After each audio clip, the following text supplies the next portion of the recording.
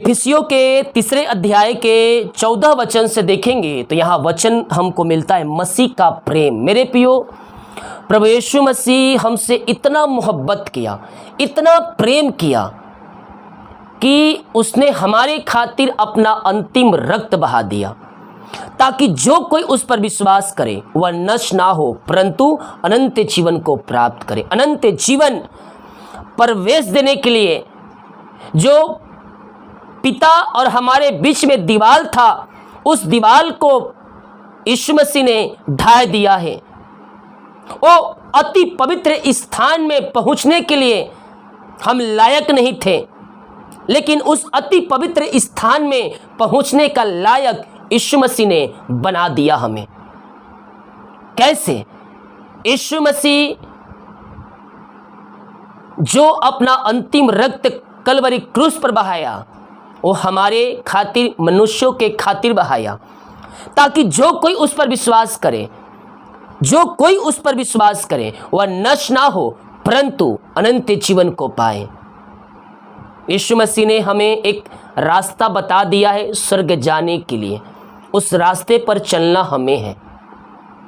तो यहाँ कहता है मसीह का प्रेम, इफिसियों 3 अध्याय के 14 वचन, मैं इस कान उस पिता के सामने घुटने टेकता हूँ जिसने स्वर्ग और पृथ्वी पर हर एक घराने का नाम रखा जाता है कि वह अपनी महिमा के धन के अनुसार तुम्हें यह दान दे कि तुम उसके आत्मा से अपने भीतर मनुष्यत्व में सामर्थ्य पाकर बलवंत होते जाओ और विश्वास के द्वारा मसीह तुम्हारे हृदय में बसे कि तुम प्रेम में जड़ पकड़ कर नींव डाल करें।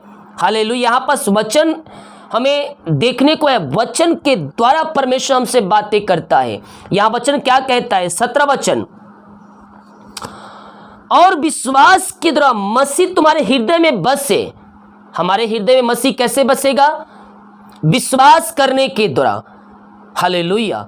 अगर हम अपने जीवन में प्रभु यीशु मसीह को लाना चाहते हैं, अपने हृदय में यीशु मसीह को लाना चाहते हैं, तो हमें क्या करना होगा? हमें विश्वास करना होगा कि जो था, जो है, जो आने वाला है वो यीशु मसीह है। यीशु मसीह मेरे पापों के खातिर मारा गया, गड़ा गया और हमारे खातिर मुर्दों में तीसरे दिन जिंदा हो गया। हम विश्वास करें। जब तू विश्वास करेगा तो प्रभु की महिमा को देखेगा। तो यहां कहता है विश्वास के द्वारा मसीह तुम्हारे हृदय में बसे कि तुम प्रेम में जड़ पकड़कर और नींव डालकर, प्रेम में जड़ पकड़कर और नींव डालकर सब पवित्र लोगों के साथ ही भली भांति समझने की शक्ति पाओ कि उसकी चौड़ाई, उसकी लंबाई, उसकी ऊंचाई और गहराई कितनी है। परमेश्वर का प्रेम अनगिनत है मेरे प्रियो। क्या लंबाई, क्या चौड़ाई, क्या गहराई। हालेलुया। यीशु मसीह हमसे बेपनाह मोहब्बत किया। इस संसार का प्रेम झूठा हो सकता है, लेकिन परमेश्वर का प्रेम झूठा नहीं। प्रभु यीशु मसीह ने हमसे सच्चा मोहब्बत किया। हालेलुया।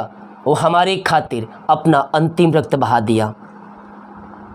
मसीह के उस प्रेम को जान सको जो ज्ञान से परे है, तुम परमेश्वर की सारी भरपूरी तक संपूर्ण हो जाओ। अब जो ऐसा सामर्थ्य कि हमारे विनती और समझ से कहीं अधिक काम कर सकता है, उस सामर्थ्य के अनुसार जो हम में कार्य करता है, कलीसिया में और मसीह यीशु में उसकी महिमा पीढ़ी से पीढ़ी तक युगायुग होती रहे। सब बोले आमीन। हालेलुया। हमसे प्रभु यीशु मसीह ने प्रेम किया और अपनी सामर्थ्य हमसे वो भर दिया। आत्मा के द्वारा, पवित्र आत्मा के द्वारा हम उस सामर्थ्य को प्राप्त करने वाले हो जाएं।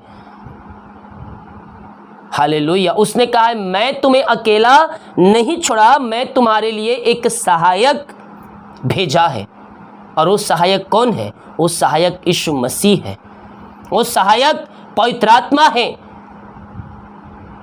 पवित्र आत्मा हर पल हर समय हमारी सहायता करता है। निर्बलताओं में हमें वो सिद्ध करता है, हमें बलवंत करता है, हमें शक्तिशाली बनाता है। जब मैं कमजोर होता हूं तभी मैं बलवंत होता हूं, क्योंकि उस समय परमेश्वर की सामर्थ्य मुझ पर छाया करती है।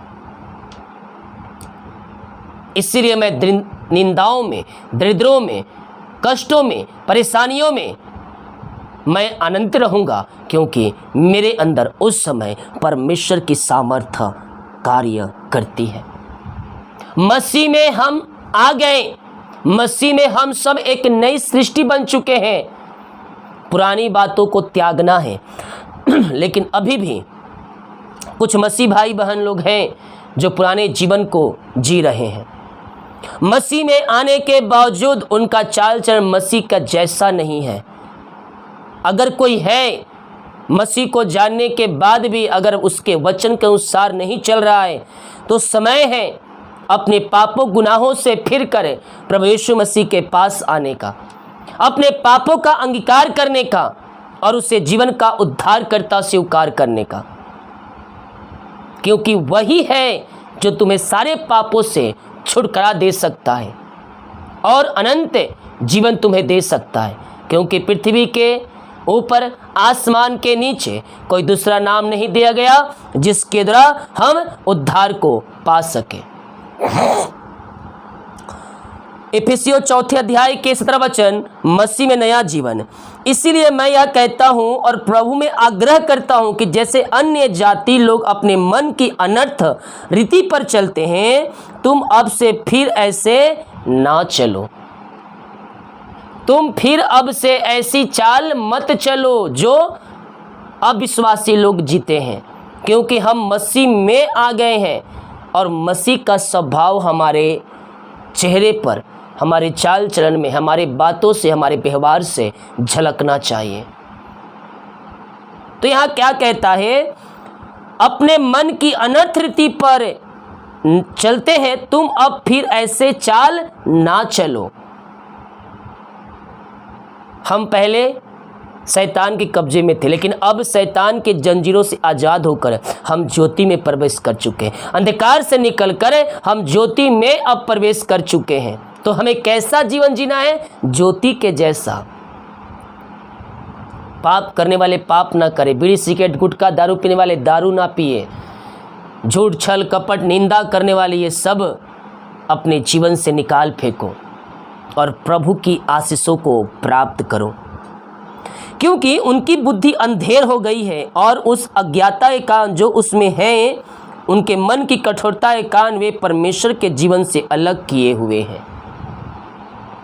उनकी जो बुद्धि है अंधेर हो गई है, उनकी अज्ञाता के कारण जो उनमें है, उनके मन के कठोरता के कारण परमेश्वर उनसे अलग हो गया है। उनकी बुद्धि अंधेर हो गई है। शैतान उनके जीवन में कार्य कर रहा है, वो शैतान के राज में है। लेकिन हम किसके राज में जीवन जी रहे हैं? हम प्रभु यीशु मसीह के राज में जीवन जी रहे हैं। इसलिए अंधकार से निकलो और ज्योति में प्रवेश करो। तब देखो तुम्हारे ऊपर किस प्रकार से अनुग्रह पर अनुग्रह हो रहा है, आशीष पे आशीष तुम्हें मिलेगी। हम अपने जीवन को जांचें कि हमारे अंदर वो कौन सी बातें पाई जा रही है जो परमेश्वर के विरुद्ध में है। अगर हमारे अंदर कोई बातें पाई जा रही है जो परमेश्वर के विरुद्ध में है, हम उसे अपने जीवन से निकालने वाले हो जाएं और निकाल कर हम प्रभु यीशु के पीछे हम चलने वाले हो जाएं, ताकि हम पर आशीषों की बारिश होते रहे, ताकि हम पर आशीष पाते रहे। हम कल उपास प्रार्थना है। हालेलुया।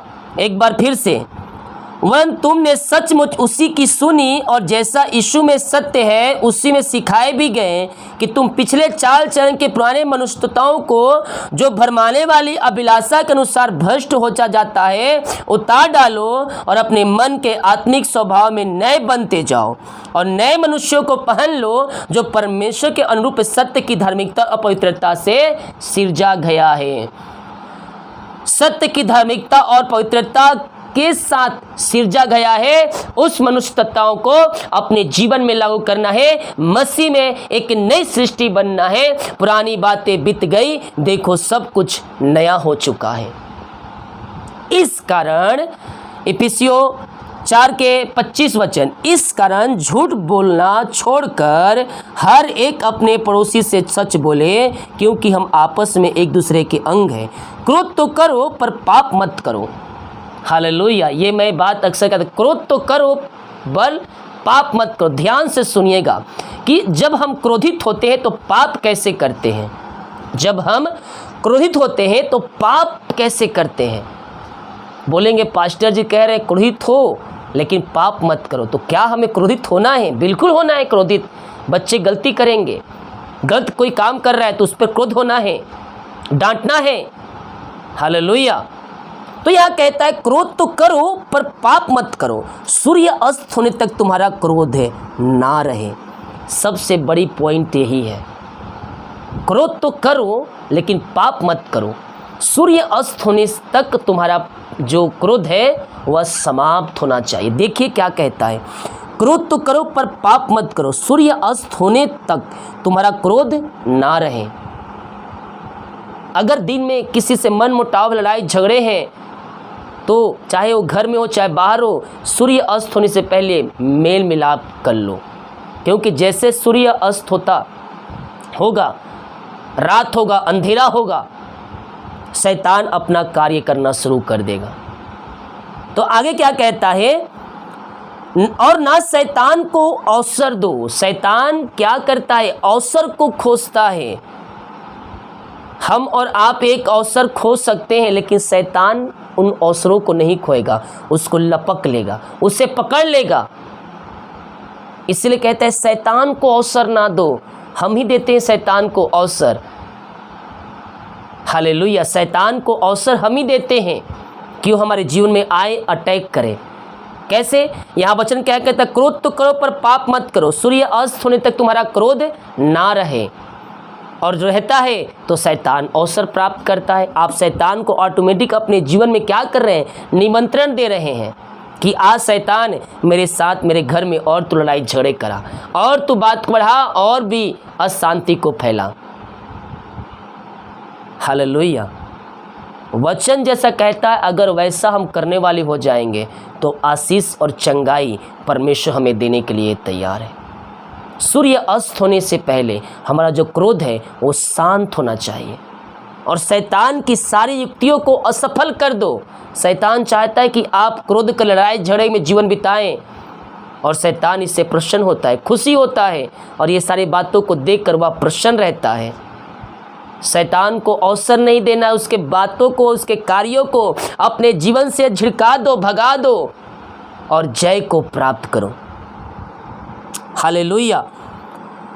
Praise to Jesus. हम विश्वास करें परमेश्वर हमारे जीवन में अपनी आशाओं को प्रकट करेगा। परमेश्वर इन सारे वचनों के द्वारा हम सबको आशीष प्रदान करें।